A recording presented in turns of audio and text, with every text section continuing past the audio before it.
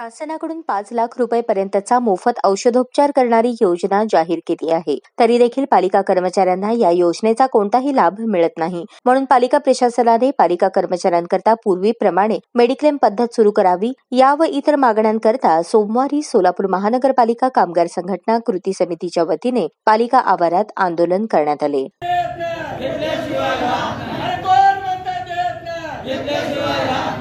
पालिका उपायुक्तांना आपल्या मागणीचे निवेदन दिल्यानंतर आपल्या मागण्यांविषयी बोलताना कामगार नेते अशोक जानराव काय म्हणाले पहा. गरिबी एवढी आहे की या गरिबीमधून आम्हाला कुठल्याही प्रकारचं पैसा सुरुवातीला खर्च करता येत नाही.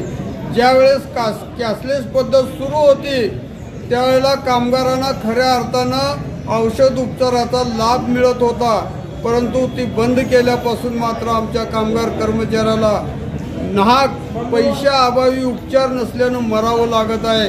ही औषध उपचारासाठी कॅशलेस पद्धत पुन्हा सुरू करावी.